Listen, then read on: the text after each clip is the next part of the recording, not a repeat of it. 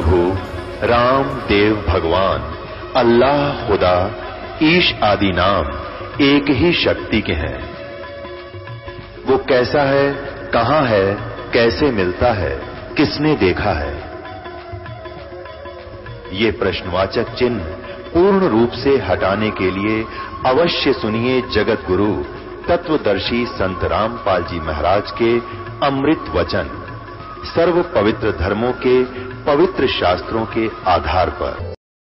जो परमात्मा धूलोक के तीसरे पृष्ठ पर विराजमान है, वो एक स्थान पर रहता है वो परमात्मा। और वो क्या करता है देखिए। अब 9वें अध्याय के 82वें श्लोक में स्पष्ट कर दिया, वो साकार है। ऋग्वेद मंडल नंबर 9 सूक्त नंबर 82 का मंत्र नंबर 1 है। जो सर्व उत्पादक प्रभु यानी सबकी सृष्टि, सबकी उत्पत्ति करने वाला, संसार रूपी वृक्ष के प्रवृत्ति जिससे विस्तार को प्राप्त हुई है, यानी जिसने सबको संसार को रचा है, प्रकाश रूप यानी तेजो में रूप वाला, सद्गुणों की वृष्टि करने वाला, पापों के हरण करने वाला, वह राजेव राजा के समान दर्शनीय है। यही लिख रहे हैं आर्य समाज के विद्वान ही, आचार्य ही इसको साकार सिद्ध कर रहे हैं। समान दर्शनीय है और वह पृथ्वी आदि लोक लोकांतरों के चारों ओर शब्दमान हो रहा है। वह वर्णीय पुरुष को, जो उस श्रेष्ठ भक्त, अच्छी आत्मा को, जो दृढ़ भक्त है, उसको पवित्र करता हुआ मिलता है, यहाँ आकर प्राप्त होता है। जिस प्रकार विद्युत आकाशीय बिजली स्नेह वाले स्थानों पर को आधार बनाकर प्राप्त होता है, जैसे पहले काशी और थाली हुआ करते, काशी की थाली और बेले हारदे काशी धातु के, उन पर बिजली अमूमन गिरती थी। तो वर्षा के समय हमारी दादी माँ का कीताई कहा करती, भाई बाहर ये थाली ठा लो ना बिजली गिर जाएगी। तो वो उस पर गिरती है, उसका उससे अट्रैक्शन है। ऐसे ही परमात्मा अच्छी आत्माओं को ही मिलता है, वर्णीय पुरुषों को, जो दृढ़ भक्त हैं, उनको पवित्र करता हुआ प्राप्त होता है। बिजली की तरह, जैसे बिजली अपना आधार बना कर आती है। दूसरे में देखो, हे परमात्मन, उपदेश करने की इच्छा से आप, यानी सच्चा ज्ञान देने की इच्छा से आप महापुरुषों को प्राप्त होते हो, और आप अत्यंत गतिशील पदार्थ के समान, यानी बहुत तीव्रगामी होकर हमारे आध्यात्मिक यज्ञ को प्राप्त होते हो, हमारे पापों को। आप कबीर देव हैं, बंदी छोड़ रह कर आप कबीर देव हैं, शुद्ध स्वरूप हैं, आपका सुंदर रूप है, पवित्र रूप है। हमारे पापों को दूर करके हे अमर परमात्मा आप हमको सुख दें। अपने आत्माओं, अब जो जहाँ से ये सत्संग प्रारंभ किया था कि हम ऐसे लोक में रह रहे हैं जहाँ पर कदम रखते ही पाप प्रारंभ हो जाते हैं, और यदि कबीर परमेश्वर की सत साधना आप जी के पास नहीं है तो आप जी वेदों अनुसार ओम नाम के जाप या ब्रह्म तक की साधना या अन्य देव की साधना करते हो, तो आपके वो प्रारब्ध के पाप नाश नहीं होते, और प्रतिदिन के किए हुए पाप भी दोनों डिपॉजिट होते रहते हैं। और कबीर परमेश्वर की सत साधना करने से वो परमात्मा हमारे घोर पाप का भी नाश कर देता। ये एक उदाहरण और देंगे। पुण्यात्माओं, इतना बढ़िया मौसम है, ये बसंत ऋतु, और मीठी मीठी है प्यारी प्यारी ठंड।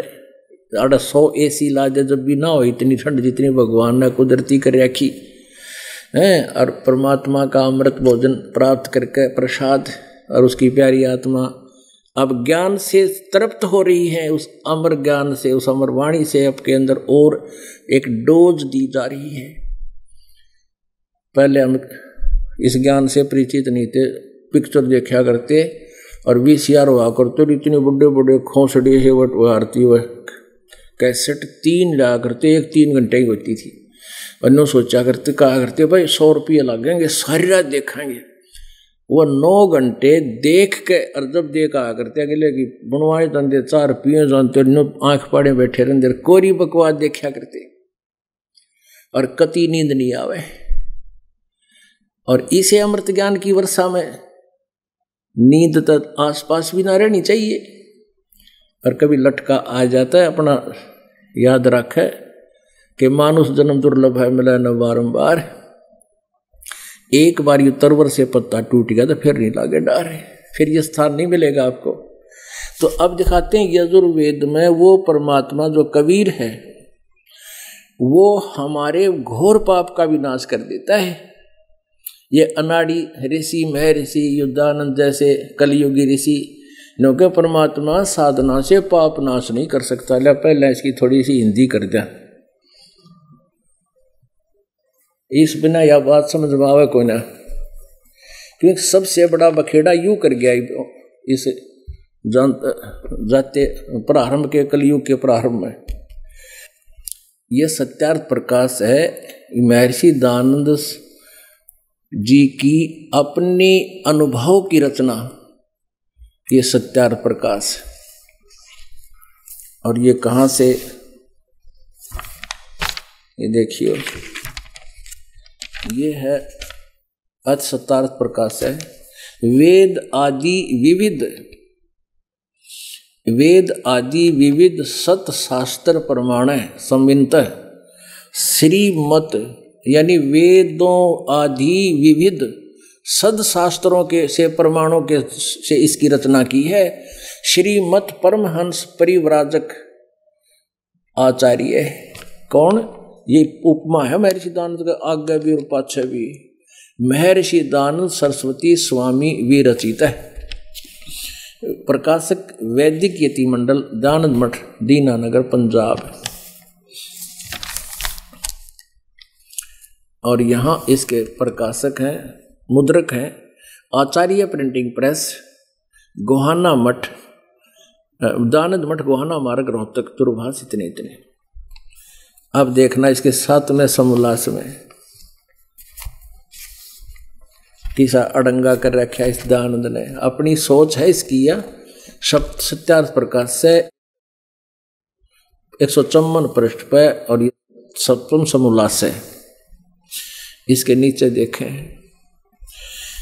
प्रसन्न ईश्वर साकार है व निराकार, उत्तर निराकार। अच्छा, किसी ने प्रश्न किया कि प्रसन्न परमेश्वर की स्तुति, प्रार्थना और उपासना करनी चाहिए व नहीं? महर्षि दयानंद जी कहते हैं करनी चाहिए। तो प्रश्नकर्ता कहता है क्या स्तुति आदि करने से ईश्वर अपना नियम छोड़ स्तुति प्रार्थना करने वाले का पाप छुड़ा देगा, पाप नाश कर देगा? नहीं, उत्तर नहीं। तो फिर स्तुति प्रार्थना क्यों करना?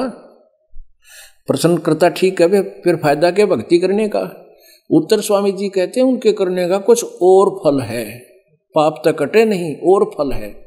तो क्या है? प्रश्नकर्ता कहता क्या है? स्वामी जी उत्तर देते हैं, महर्षि दयानंद उत्तर दे रहे हैं, स्तुति से ईश्वर में प्रीति, उसके गुण कर्म स्वभाव से अपने गुण कर्म स्वभाव का सुधरना, प्रार्थना से निरअभिमानता, उत्साह और सहाय का मिलना, और उपासना से परब्रह्म से मेल और उसका साक्षात्कार होना। दे 2 कंसेप्ट क्लियर इसने।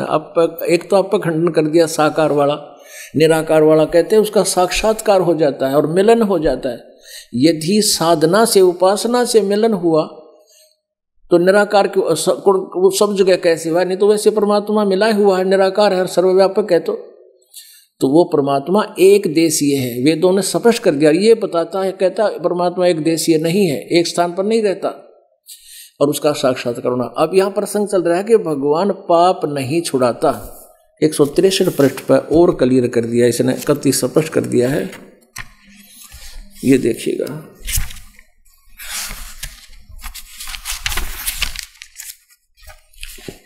यही सप्तम समलास है, पृष्ठ 163 पे, नीचे आइएगा। प्रश्न, ईश्वर अपने भक्तों के पाप अक्षमा करता है व नहीं? उत्तर स्वामी जी का नहीं, क्योंकि जो पाप अक्षमा करे तो उसका न्याय नष्ट और सब मनुष्य महापापी हो जावें, क्योंकि उनको पाप करने में उत्साह और निर्भयता हो। जैसे कोई राजा अपराधियों के पाप की अक्षमा करे तो वे अधिक अधिक अपराध करने लगे, और जो अपराध नहीं करता वह भी अपराध करने से न डरेगा। इसलिए सब कर्मों का यथावत फल देना ईश्वर का काम है, अक्षमा करना नहीं। अरे वाह, हंस गया। अपने आत्माओं, वेद जो है, स्वामी जी स्वयं कहते हैं, वेद जो है सब सत्य विद्याओं की पुस्तक है। वेद सब सत्य विद्याओं की पुस्तक है, कि इसमें वेद में जो लिखा है सारा सत्य लिखा है, और इसमें वेदों में परमेश्वर के गुण लिखे हैं। जैसे कहीं पर साबुन के गुण लिखे हो, गुणों में लिखा है कि साबुन मैल का नाश कर देता है, उसको छुड़वा देता है, खत्म कर देता है। और किसी ने नकली साबुन सदा प्रयोग किया और बेचा, कंकर पत्थरों को साबुन आकार बना रखा हो और बोर्ड ला रखा थोक विक्रेता साबुन। उससे कोई पूछा कि साबुन कपड़े का मैल नाश कर देगा, छुड़वा देगा, और उत्तर मिले उस विक्रेता से कि नहीं, साबुन लगाने से कपड़े के मैल नाश नहीं होते। तो स्वाभाविक है, प्रश्न करता नहीं होगा फिर साबुन किस लिए लगावा। फिर उत्तर मिले उस शराबी थे, उस शराबी बोल सके ऐसे कोई नशेड़ी, उससे उत्तर मिले कि साबुन लगाने से और लाभ हैं। प्रश्नकर्ता पूछा भाई के लाभ है, वह भी बता दे। कि साबुन से कपड़ा मजबूत बन जाएगा, पाप मैल नहीं छुड़ाएगा। तो ये स्टेटमेंट आपका जची, एक सिंपल एग्जाम्पल है। तो अब कोई एक बड़े वैद्य का बोर्ड ला रखा हो डॉक्टर का, और उससे कोई प्रश्न करे क्या औषधि खाने से रोग नाश हो जाएगा, अक्षमा हो जाएगा, रोग कट जाएगा, और उत्तर मिले उस नकली वैद्य से कि नहीं, वैद्य दवाई औषधि से रोग नाश नहीं होगा। तो फिर क्यों खाएं औषधि? उत्तर मिले कि इससे और लाभ है क्या, पहलवान हो जाएगा। अरे मृत्यु के निकट जा रहा है, पहलवान हो जाएगा। इसलिए उसके पास नकली माल है सारा, वो डॉक्टर वैद्य नहीं है जो ऐसी स्टेटमेंट देता। तो ऐसी यही सती थी इस नकली महर्षि दयानंद जी की अज्ञान की थ्योरी की है कि परमात्मा उपासक के साधना से अपने भगत के पाप अक्षमा नहीं करता है। और वेदों में भगवान के गुण, अब देखो वेद ही इसको झुठला रहे हैं, इस नकली महर्षि को, जिनको यो सच्चे मानता है। महर्षि दयानंद सरस्वती ये वही प्रकाशक हैं, ये प्रकाशक है मैं सार्वदेशिक आर्य प्रतिनिधि सभा 2/5 महर्षि दयानंद रामलीला मैदान नई दिल्ली से, और ये महर्षि दयानंद ने इसका अनुवाद किया हुआ है। मुद्रक है Prince offset printers 1510 Pataudi house Daryaganj नई दिल्ली से। इसके 8वें अध्याय के 13वें श्लोक में यो 8वां अध्याय और इसका 13वां श्लोक यहां पर है। मंत्र कहो चाहे श्लोक कहो, इसमें संस्कृत है देव कर्तस्य एनस्य अवजनमसि, मनुष्य कर्तस्य एनस्य अवजनमसि, पितर कर्तस्य एनस्य अवजनमसि, आत्म कर्तस्य एनस्य अवजनमसि, एनस्य अनुस्य एनस्य एनस्य अवजनमसि। ओहो, एनस्य अनुस्य मानो घोर पाप का भी नाश करने वाला। ये 241 पर हम पढ़ रहे हैं, 241 पे। ये 241 पृष्ठ है 8वां अध्याय का और मंत्र नंबर 13। और यहाँ हम इसका 242 पे इसका इन्हीं का अनुवाद पढ़ते हैं, महर्षि दयानंद का 242 पे। हे सबके उपकार करने वाले मित्र आप।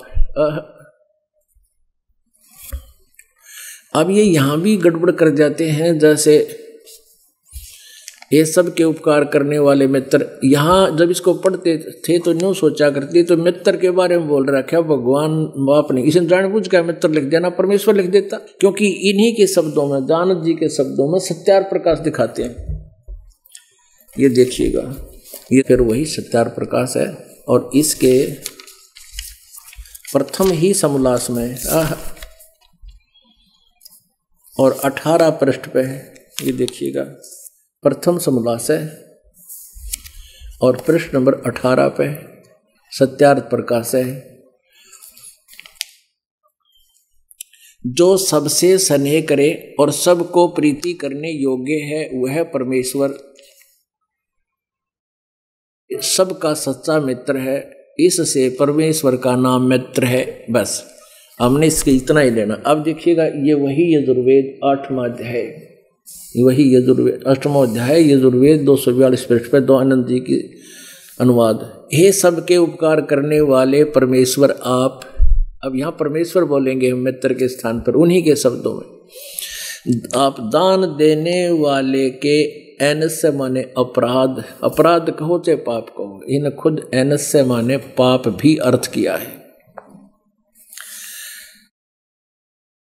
हे सबके उपकार करने वाले मित्र अर्थात परमेश्वर आप दान देने वाले के अपराध के, पाप के, अवजन्म माने विनाश करने वाले हो, अक्षमा करने वाले हो, समाप्त करने वाले हो, छुड़ाने वाले हो। साधारण मनुष्यों के किए हुए एनस्य माने अपराध के, पाप के विनाश करने वाले हो। पिता के किए हुए विरोध आचरण ही एनस्य माने पाप के, पिता करे से पुत्र पाप और भक्ति करेगा उसके भी पाप नाश होंगे। अच्छे प्रकार ना हरने वाले माने नाश करने वाले हो। आत्म करते से अपने किए हुए एनस्य माने पाप के आप दूर करने वाले हो, छुड़ाने वाले हो, अक्षमा करने वाले हो। एनुस अनुस अधर्म के अधर्म, ओहो अधर्म के अधर्म के यानी घोर अपराध के भी आप नाश करने वाले हो। जानता हुआ मैं जो कुछ भी धर्म अधर्म आचरण किया करता हूँ वह करूँ, अनजान में जो कुछ भी किया करता हूँ वह करूँ, उस सब एनस्य माने पाप के, दुष्टाचरणी पाप के आप दूर, अवजन माने नाश करने वाले हो, अवजन माने विनाश करने वाले हो। पुण्यात्माओं, ये कंसेप्ट क्लियर हो गया कि कबीर परमेश्वर वो पूर्ण परमात्मा है, उसका नाम कबीर देव है, वो सत्यलोक में रहता है। एक थोड़ा सा और रह गया, क्योंकि ये प्रत्येक सत्संग में नए नए भक्त आए हैं और वो तीसरे मुक्ति धाम, सृत धाम, सत धाम, अविनाशी लोक में रहता है और वही हमारे पाप, घोर पाप का भी नाश कर सकता है और कोई प्रभु नहीं कर सकता। अन्य तो जैसे कर्म किए वैसे ही फल देगा, तो उसमें हम कभी सुखी हो ही नहीं सकते, क्योंकि यहाँ पाप घने होते हैं, पुण्य थोड़े। और जो साधना आप जी करते हो, वेद विधि त्याग कर शास्त्र के विरुद्ध करते हो, वो वैसे लाभ नहीं देती। एक और थोड़ा सा दिखाते हैं, ऋग्वेद मंडल नंबर 9 सूक्त नंबर 96 के। अब देखिए ऋग्वेद मंडल नंबर 9 सूक्त नंबर 96, ये वही आर्य प्रतिनिधि सभा द्वारा प्रकाशित है। इसमें स्पष्ट हो जाएगा वो कबीर देव है, वो कबीर परमात्मा अपनी कबीर वाणी से यथार्थ ज्ञान को अपने भक्तों को बताने आता है। ये वही है सार्वदेशिक आर्य प्रतिनिधि सभा, महर्षि दानव रामदुल्ला मैदान नई दिल्ली से पर छपा है और ये उसके प्रिंटर्स हैं। अब ऋग्वेद नंबर मंडल नंबर 9 और सूक्त नंबर 96 का ये देखिएगा। मंडल नंबर 9 सूक्त नंबर 96 का और मंत्र नंबर 18 ही दिखाओगे, ज़्यादा नहीं, 18। इसका अनुवाद इन्होंने ये 334, ये 335 है, गलती से मिसप्रिंट हो गया, और यहाँ पर 336 पर किया हुआ है। अमर स्वरूप परमात्मा, सोम माने अमर, सोम रूप नहीं, अमर अमर परमात्मा पालन की इच्छा करता हुआ तीनों लोकों में सबका प्रवेश करके सबका धारण पोषण करने के लिए करता हुआ जो महान वह परमात्मा तृतीयम धाम विराजम, देव्यान और पितरान इन दोनों से पृथक तीसरा जो मुक्ति धाम है उसमें विराजमान है, उसमें विराजमान है। इन्होंने ज्ञान योगी गलत अड़ा दिया है। यहाँ देखो, अब यहाँ और क्लियर हो जाता है। ऋग्वेद मंडल नंबर 9 सूक्त नंबर 86 के मंत्र नंबर 27 में है। ऋग्वेद मंडल नंबर 9 सूक्त नंबर 86, वो 96 सूक्त था, ये 96, ये 86 है 86। इसके दूसरे 27 श्लोक में मंत्र में कहा है, जो परमात्मा ध्युलोक के और तीसरे पृष्ठ पर विराजमान है, वहां तीसरे भाग में बैठा है। और उसी प्रकार वहां लिखा है, इन्होंने ज्ञान योगी वहां गलत अड़ा दिया, तो वो परमात्मा तीसरे धाम में रहता है। वह परमात्मा वो तीसरे धाम मुक्ति धाम में सतलोक में रित धाम में कबीर अंगारी असी बम्भारी असी सवर ज्योति रित धामा असी। वो कबीर परमात्मा पाप नाशक है, बंधन का नाश करने वाला बंदी छोड़ है और सतलोक में रहता है। और वही हमें सदा के लिए मोक्ष देता है, जन्म मृत्यु हमारे पापों का नाश करता है। अमर करूं सतलोक पठाऊं, तात बंदी छोड़ कहाऊं, बंदी छोड़ हमारा नामम, अदर अमर है अस्थिर ठामम। अब परमात्मा बताते हैं, ये संसार समझदा नाई, कहंदा श्याम दोपहरे नू, गरीबदास ये वक्त जात है, रोगे इस पैरे नू। मानुष जन्म दुर्लभ है, ये मिले न बारंबार, तरवर से पैता टूट गिरे तो बहुर न लगता डार। परमेश्वर कबीर जी की महिमा को आंखों देखी आदरणीय गरीबदास साहिब जी बता रहे हैं कि ये संसार समझदा नाही, कहंदा श्याम दोपहरे नू। ये इन जो कुछ भी सुख नहीं दे सकते उन भगवानों को ये जो है सुखदाई भगवान मान बैठे। और कहते हैं, गरीबदास जी कह रहे हैं, गरीबदास ये समय जावे है, मनुष्य जीवन फिर नहीं मिलेगा, ये तत्वदर्शी संत नहीं मिलेगा और ये मार्ग नहीं मिलेगा, फिर रोया करोगे इस समय को। बोलो सतगुरुदेव की जय। समझा है तो सर दर पाओ, बहुर नहीं रे ऐसा दाओ। बोलो सतगुरुदेव सत साहिब। परम पिता परमात्मा पूर्ण ब्रह्म सारी सृष्टि के रचनहार कुल मालिक कबीर देव कबीर साहिब जी अपनी महिमा अर्थात पूर्ण परमात्मा अपनी जानकारी स्वयं ही बताने के लिए अपने निज स्थान सतलोक से चलकर इस काल के लोक में आते हैं। यहाँ पर उन अच्छी आत्माओं को, नेक आत्माओं को, जो परमात्मा के चाहने वाली होती हैं, जो दृढ़ होती हैं, उन महापुरुषों को परमात्मा आकर मिलते हैं।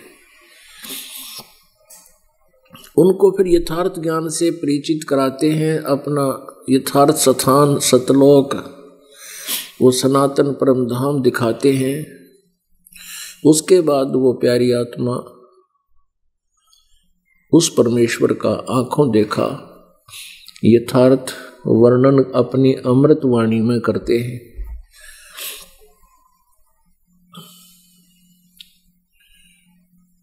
जिन महापुरुषों को परमात्मा मिले, जैसा कि परसों के सत्संग में आप जी को स्पष्ट किया गया था, सभी सदग्रंथों के आधार से पवित्र चारों धर्मों के पवित्र सदग्रंथों के आधार पर यह प्रमाणित किया गया था कि परमात्मा साकार है और वो नर आकार है, मनुष्य जैसा है। और उसका नाम कबीर है। ये तो सदग्रंथों ने प्रमाण दिए, और जिन महापुरुषों ने उस परमेश्वर का साक्षात्कार हुआ, जिन्होंने परमेश्वर को देखा, उनमें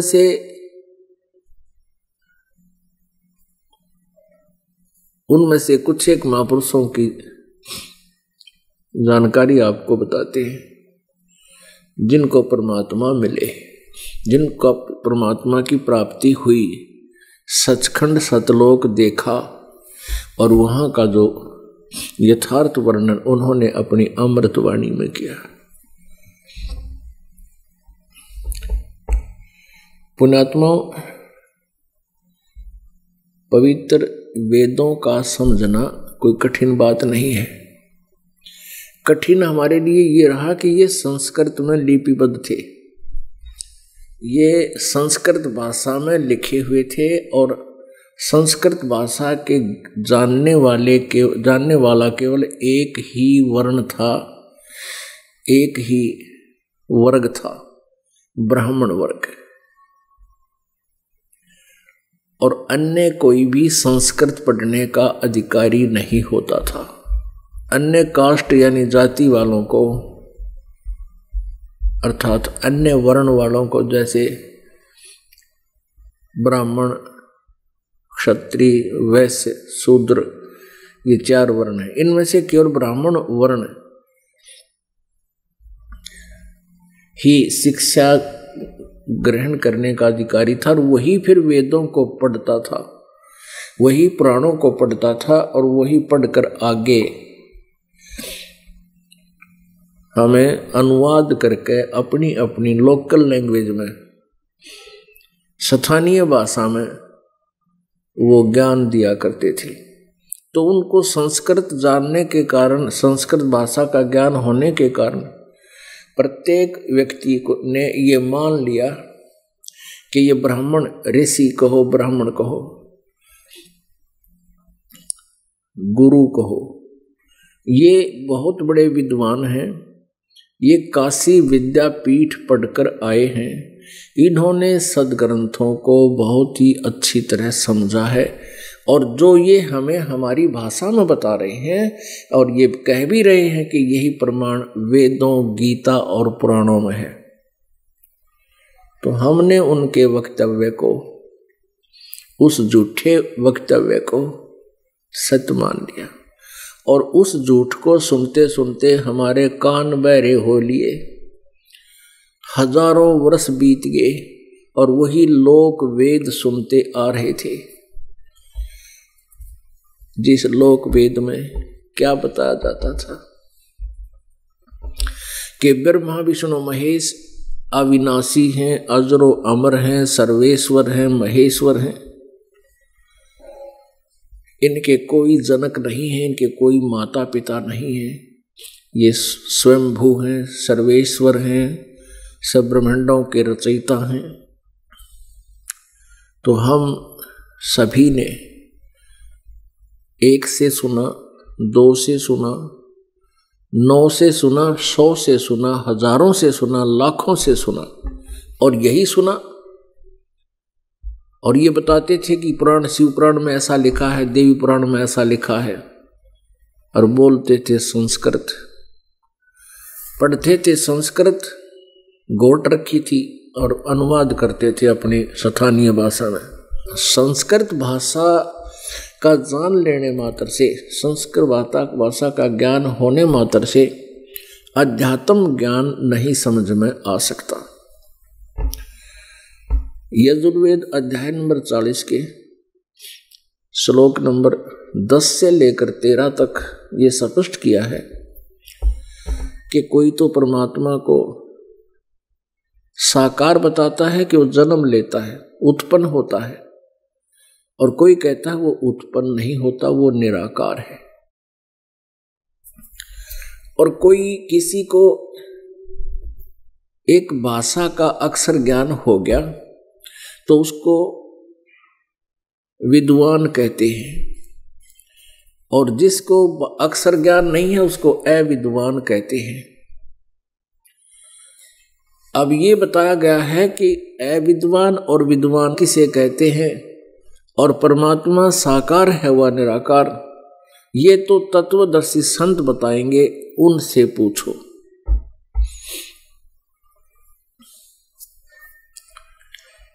अपने आत्मा पवित्र चारों वेदों में कंप्लीट ज्ञान नहीं है, कंप्लीट स्पिरिचुअल नॉलेज नहीं है और गलत भी नहीं है, रॉन्ग भी नहीं कह सकते इसको, क्योंकि सिलेबस का स्टेटस होता है। जैसे मैट्रिक तक का सिलेबस है, वो गलत नहीं है, लेकिन आगे की क्लासेस के लिए कंप्लीट सफिशिएंट नहीं है। अब वेदों में ऑप्शन छोड़ दिया है कि उस यथार्थ ज्ञान को तो तत्वदर्शी संत बताएंगे, परमात्मा निराकार है, साकार है, उस ज्ञान को उनसे पूछो। और विद्वान और अविद्वान की परिभाषा भी ठीक ठीक वही बता सकते हैं। अपने आत्मा इन संस्कृत के ज्ञाताओं को वेदों का ज्ञान नहीं था। संस्कृत के ज्ञाता कौन? सतयुग से ब्राह्मण संस्कृत के ज्ञाता विद्वान माने जाते थे और इनको वेदों का ज्ञान नहीं था। ब्रह्मा विष्णु महेश को भी वेद ज्ञान नहीं था, और जबकि ये सभी संस्कृत भाषा बोलते और लिखते थे। पुण्यात्माओं, ये बात गले नहीं उतरेगी जल्दी सी कि सतयुग के ब्राह्मण यानी ऋषियों को, महर्षियों को ज्ञान नहीं था, वेद ज्ञान नहीं था, संस्कृत भाषा का ज्ञान था, लेकिन अध्यात्म ज्ञान नहीं था, वेद ज्ञान नहीं था। ब्रह्मा विष्णु महेश को भी नहीं था।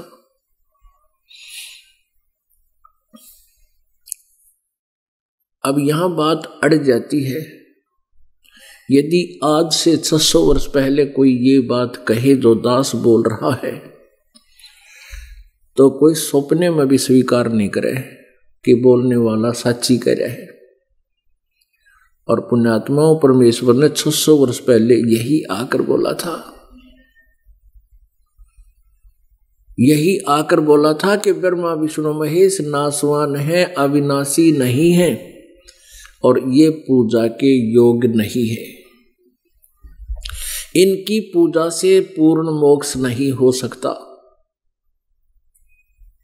ब्रह्मा विष्णु की पूजा से कुछ सिद्धियां आ जाती हैं, फिर विष्णु लोक प्राप्त हो जाता है। विष्णु लोक में अपने पुण्यों को समाप्त करके वापस फिर पृथ्वी पर जन्म मृत्यु में रहता है।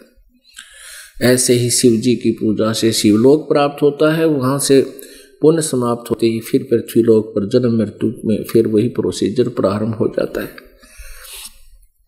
ब्रह्मा जी की पूजा से ब्रह्मालोक प्राप्त होता है और ब्रह्मा के द्वीप से अपना पुण्य समाप्त करके फिर वापस आ जाता है। ब्रह्म की साधना से, ओम जिसका ओम नाम की जाप से और ब्रह्म साधना से ब्रह्मलोक प्राप्त होता है और वहां अपने पुण्यों को क्षीण करके प्राणी फिर वापस आ जाता है। ब्रह्मा विष्णु महेश भी नासवान है, इनकी जन्म और मृत्यु होती है। आज से ये बात 600 वर्ष पहले परमेश्वर ने, कबीर जी ने आकर बताई थी अपनी सिंपल लैंग्वेज में। इसलिए बोला था उस कबीर वाणी में ताकि जन साधारण समझ सके। आने वाले समय में मालिक को पता था कि शिक्षित पीढ़ी शुरू होगी और उसमें मेरी वाणी, मेरी प्यारी आत्मा पढ़ेंगे और फिर सदग्रंथों से मेल मेरा दास करेगा तो अपने आप समझ जाओगे। यदि आज से लगभग 600 वर्ष पहले जब परमेश्वर कबीर देव जी सतलोक से चलकर उस तीसरे मुक्ति धाम से चलकर यहाँ पृथ्वी लोक पर आए थे एक शिशु रूप धारण करके, तो उस समय उन्होंने लीला में एक जीवन पूरा किया था हमें एक उदाहरण देने के लिए कि तुम ऐसे रहना, फिर देखना मैं क्या करूंगा तुम्हारे लिए। तो परमात्मा ने आके वो ज्ञान बोला था सन 1398 से सन 1518 तक 120 वर्ष परमेश्वर यहाँ पृथ्वी पर रहे, एक जनसाधारण जैसी भूमिका करके, एक कवि की भूमिका करके, एक तत्वदर्शी संत की भूमिका करके वो परमात्मा सह शरीर आए थे, सह शरीर चले गए थे। जो जुल्हे की भूमिका किया करते थे, जो धानक कहलाए। तो उन सन 1398 से 1518 तक 120 वर्ष का जो समय था, और उस समय ये कहना कि ब्रह्मा विष्णु महेश नासवान है, इनके माता पिता हैं, दुर्गा इनकी माता है, ज्योति निरंजन इनका पिता है, ये नासवान है, इनकी पूजा से मोक्ष नहीं हो सकता। तो पुण्यात्माओं, स्वाभाविक था परमेश्वर की वाणी पर अविश्वास हो जाना, क्योंकि इन झूठे व्यक्तियों ने, इन अविद्वानों ने हमारे को गलत ज्ञान, शास्त्र विरुद्ध ज्ञान सुना रखा था, लोक वेद सुना रखे थे। अब परमेश्वर ने बताया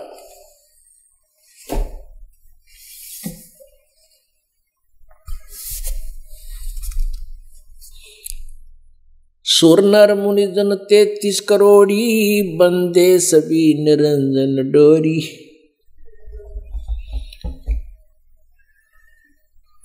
पीर पैगंबर कुतुब ओलिया, सुर नर मुनि जन ज्ञानी, एत्या को तोरा ना पाया, ये जम के बंधे प्राणी। इन ब्रह्मा विष्णु महेश और इन 33 करोड़ देवताओं तक ऋषि महर्षियों को परमेश्वर ने बताया कि तो काल का बंद रहे हैं, इस ज्योत निरंजन का बंद रहे हैं, ये तो इसी तक की पूजा करते हैं और इसी के जाल में रहते हैं, इनको वेद ज्ञान नहीं है।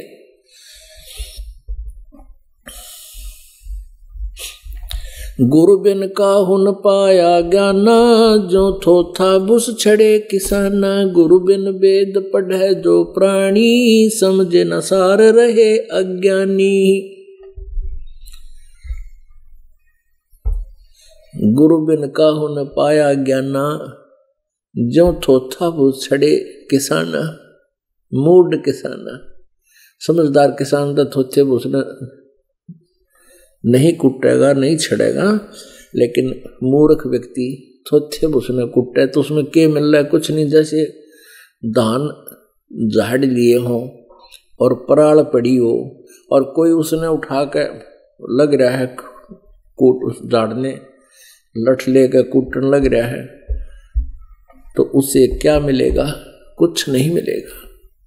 तो ऐसे ही वेद ज्ञान ना होने से ये ब्रह्मा विष्णु महेश और सतयुग के ऋषि महर्षि, सतयुग के ब्राह्मण और आज के ब्राह्मण जकर खत्म है, ये तो बात छोड़ दे, वो कहा ना छड़ दे गल।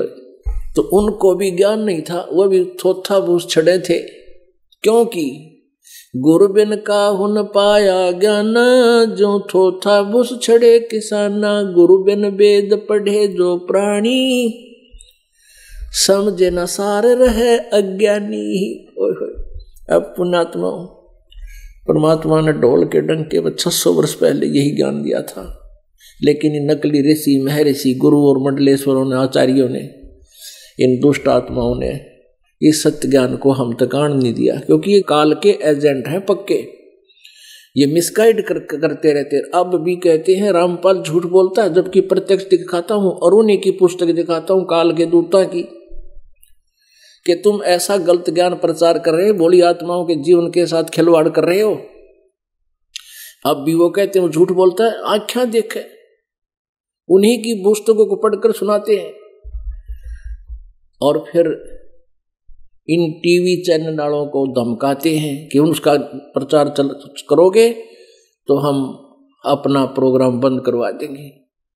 अब ये चैनल वाले रोजी रोटी वाले आदमी, इनने को जनता के उद्धार से कोई लेना देना नहीं। जो इंसान माया तक सीमित है वो किसी का भला कर नहीं सकता, चाहे वो संत है, चाहे कोई राजनेता है, चाहे ये प्रचार प्रसार की जो साधन है।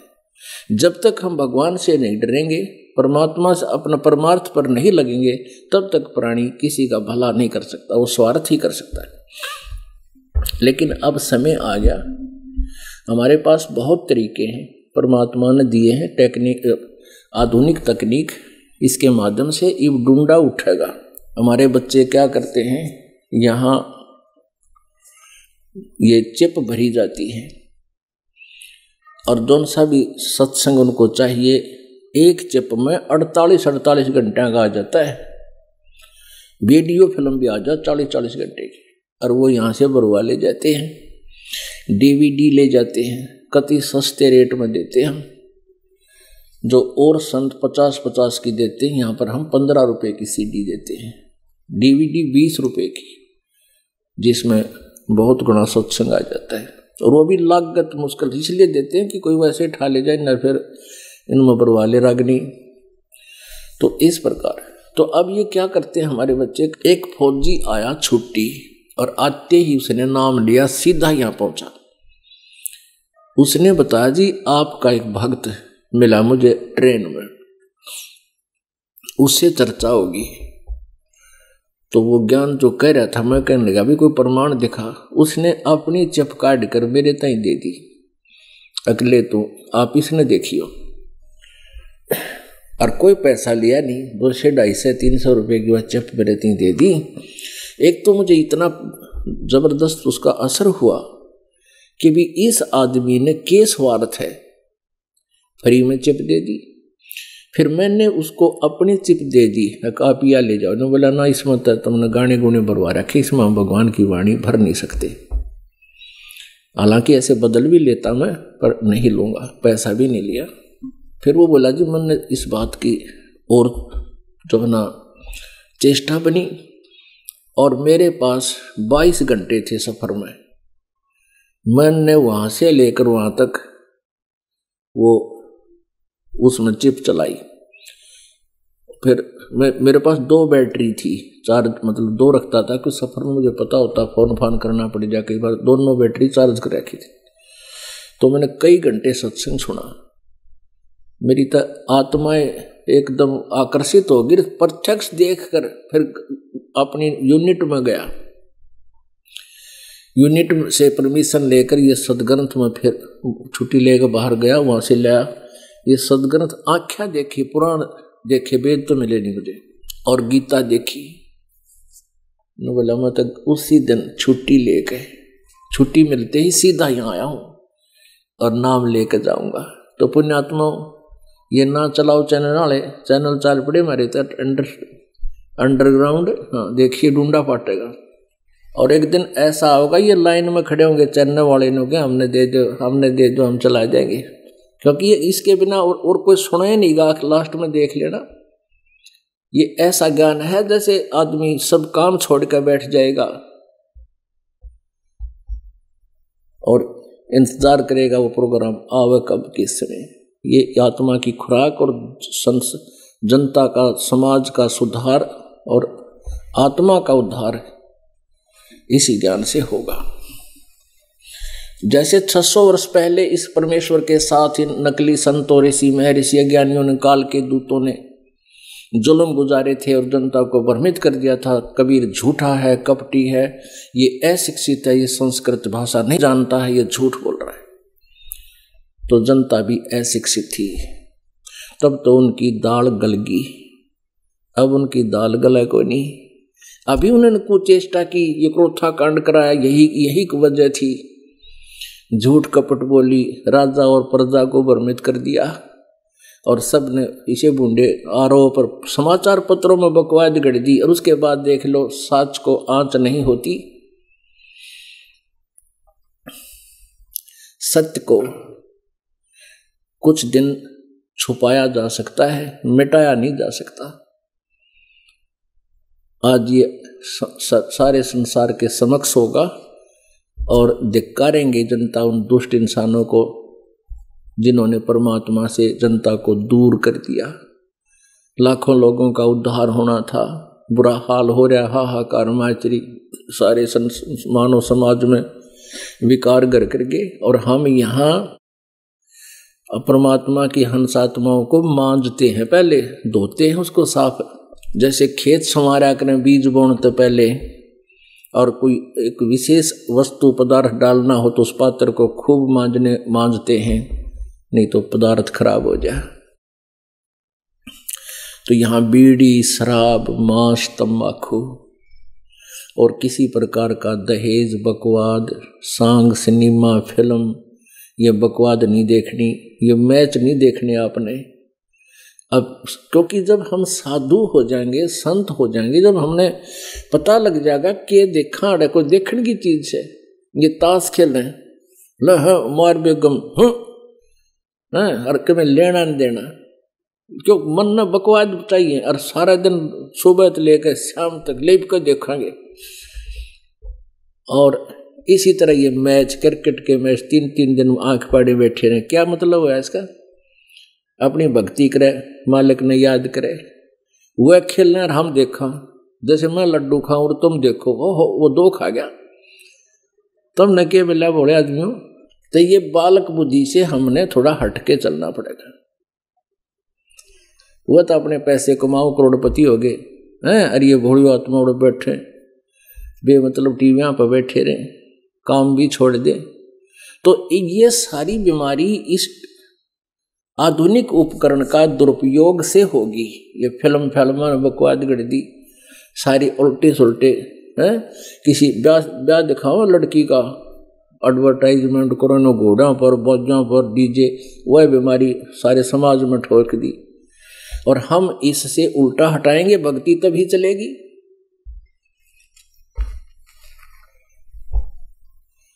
तो पुण्यात्माओं 600 वर्ष पहले, 550 वर्ष पहले परमात्मा यही बताया करते थे,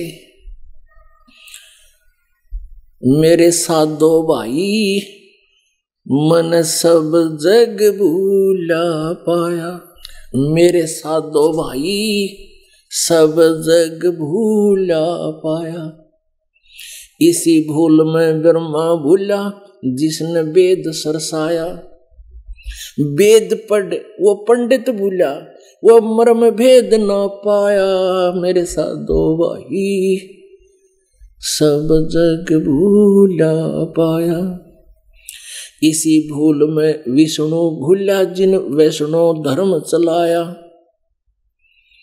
तीर्थ व्रत का बांध महात्म बहुविध जीव भरमाया, मेरे साधो भाई सब जग भूला पाया, इसी भूल में शंकर भूला जिन भिक्षुक पंथ चलाया, सिर पे जटा हाथ में खप्पर घर घर अलख जगाया, मेरे साधो भाई सब जग भूला पाया। और कहे कबीर जिसने पा गया भेद मर्म का, और फिर गर्भवास नहीं आया। अब दिखाते हैं कि सुर नर मुनिजन 33 करोड़ी, ये बंदे सभी निरंजन डोरी, पीर पैगंबर कुतुब ओलिया, सुर नर मुनिजन ज्ञानी, इत्याकू तो राना पाया, ये काल के बंधे प्राणी। अब दिखाते हैं न ब्रह्मा को ज्ञान था वेद का, न विष्णु को था, और शिव तो इनसे भी छोटा है, इसको शिव को भी ज्ञान नहीं था। ये देखिएगा, छोटा मीन एज में छोटा है, बड़ा ब्रह्मा है, बीच का विष्णु है, और छोटा भाई इनका शिव है। और वेद का ज्ञान इन्होंने ब्रह्मा से ही प्राप्त किया है। ये है श्रीमद् देवी भागवत।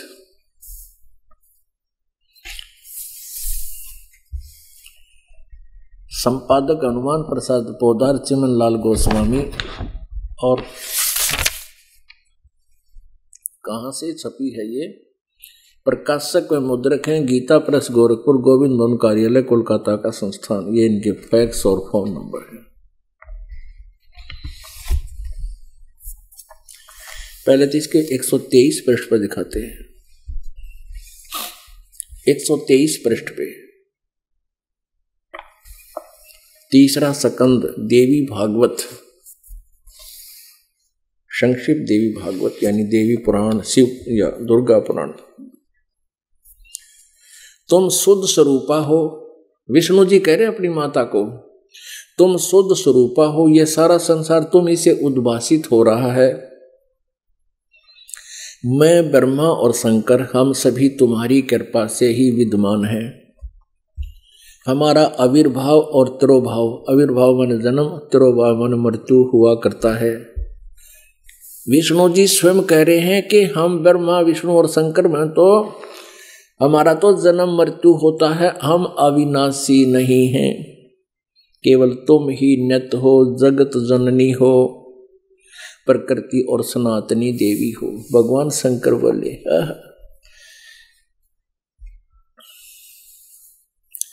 देवी यदि महाभाग विष्णु तुम्ही से प्रकट हुए हैं तो उनके बाद उत्पन्न होने वाले ब्रह्मा भी तुम्हारे ही बालक हुए।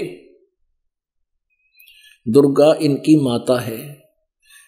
फिर मैं तमोगुण लीला करने वाला शंकर क्या तुम्हारी संतान नहीं हुआ? अर्थात मुझे भी उत्पन्न करने वाली तुम ही हो। शिवे संपूर्ण संसार की सृष्टि करने में तुम बड़ी चतुर हो। इस संसार की सृष्टि, सतिथि और संहार में तुम्हारे गुण सदा समर्थ हैं। उन्हीं तीनों गुणों से संपन्न हम ब्रह्मा विष्णु एवं शंकर नियमानुसार कार्य में तत्पर रहते हैं।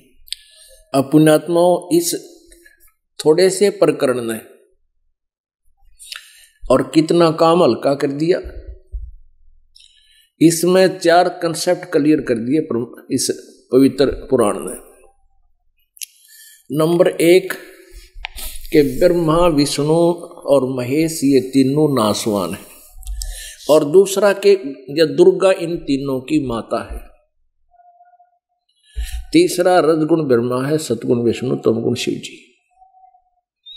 और चौथा ये कर दिया कि ये केवल नियमित कार्य ही कर सकते हैं। अब देखिएगा, नियमित माने जैसा जिसने कर्म किया उसमें कोई परिवर्तन ये नहीं कर सकते, लेकिन ये 3 लोग के कंट्रोलर हैं और हम इनके अंतर्गत हैं। जिसका जैसा संस्कार उसको एज इट इज भुगतवाते हैं, ये उसको उसका भोग पाप का पूरा एज इट इज पाप का देंगे, पुण्य है पूरा पुण्य देंगे। अब देखिएगा पहला स्कंद,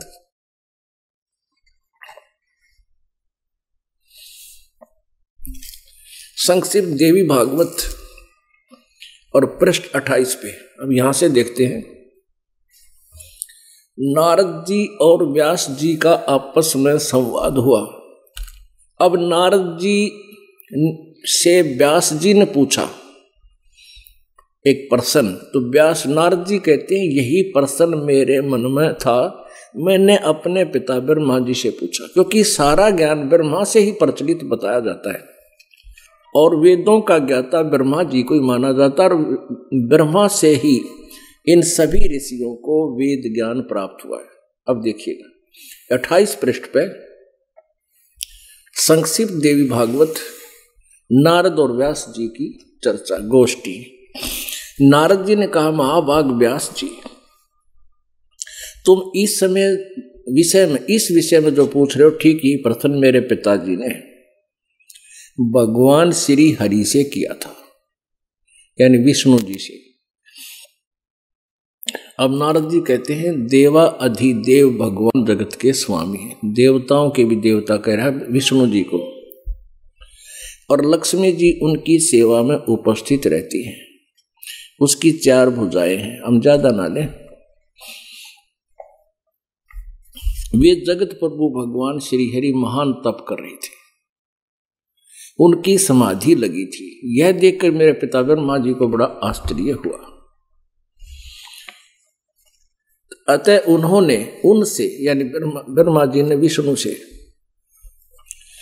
जानने की चेष्टा प्रकट की। ब्रह्मा जी ने पूछा, प्रभु आप देवताओं के अध्यक्ष जगत के स्वामी विष्णु जी के बारे में ब्रह्मा बोल रहा है, भूत भविष्य एवं वर्तमान सभी जीवों के एकमात्र शासक है। भगवान फिर आप क्यों तप कर रहे हैं और किस देवता की आराधना में ध्यान मग्न है? मुझे असीम आश्चर्य तो ये हो रहा है कि आप देवेश्वर एवं सारे संसार के शासक होते हुए समाधि लगाए बैठे हैं। अब 28 पृष्ठ पढ़ रहे हम तीसरे स्कंद का। ब्रह्मा जी के विनीत वचन सुनकर भगवान श्री हरि उनसे कहने लगे, ब्रह्मन सावधान होकर सुनो, मैं अपने मन का विचार व्यक्त करता हूं। देवता दानव मानव सब यही जानते हो कि तुम सृष्टि करते हो, मैं पालन करता हूं, शंकर संहार किया करता है।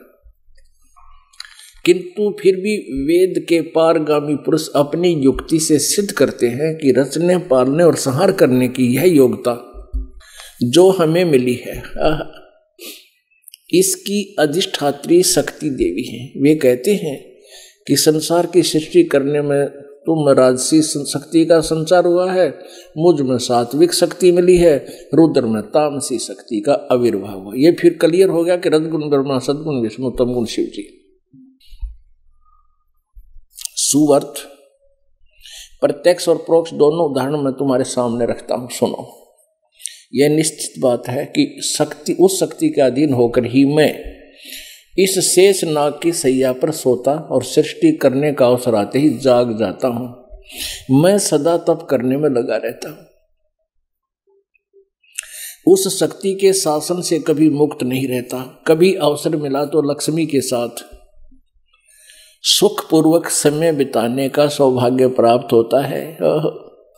अब विष्णु जी भी दुखी, कहते समय मिला, सुखपूर्वक समय बिताने का सौभाग्य प्राप्त हुआ, नहीं तो कहते हैं थोड़ी बहुत देर अपने घर बैठता हूँ। मैं कभी तो दानों के साथ युद्ध करता हूँ। अखिल जगत को भय पहुंचाने वाले दैत्यों के विकराल शरीरों को शांत करना मेरा परम कर्तव्य हो जाता है। अब परमात्मा कहे, तंदर सुखिया कोई ना देखा, जो देखा सो दुखिया हो। और साच कहूं तो जग नहीं मानने, झूठ कही ना जाई हो। ये ब्रह्मा विष्णु महेश्वर दुखिया जिन ये राह चलाई है। अब परमात्मा की एक एक वाणी आपको इन सदग्रंथों में स्पष्ट होगी। श्री हरि उनसे कहने लगे, हाँ ये यहां हो गया, उनका शांत करना मेरा परम कर्तव्य बन जाता है। कहते मैं पहले तप करता हूं, मैं सदा तप करने में लगा रहता हूं। उस शक्ति के शासन से मैं कभी मुक्त नहीं रह सकता, क्योंकि कंट्रोल रिमोट उनके हाथ में है इसका, इन सभी का। और कभी अवसर मिला तो लक्ष्मी के साथ सुखपूर्वक समय बिताने का सौभाग्य प्राप्त होता है। और मैं कभी तो दानों के साथ युद्ध करता रहता हूँ। अखिल जगत को भय पहुंचाने वाले दैत्यों के विकराल शरीरों को शांत करना मेरा परम कर्तव्य हो जाता है। और अब सुन ले, अध्यात्म ज्ञान श्री विष्णु जी का पढ़ लो, 29 पृष्ठ पे वही पहला स्कंद है और देवी भागवत है, यही हम पढ़ रहे हैं। तो इसमें कहा विष्णु जी कहते हैं, मुझे सब प्रकार से शक्ति यानी दुर्गा के अधीन होकर रहना पड़ता है। उन्हीं भगवती शक्ति का मैं निरंतर ध्यान किया करता हूँ। ब्रह्मा जी मेरी जानकारी में इन भगवती शक्ति से बढ़कर दूसरे कोई देवता नहीं।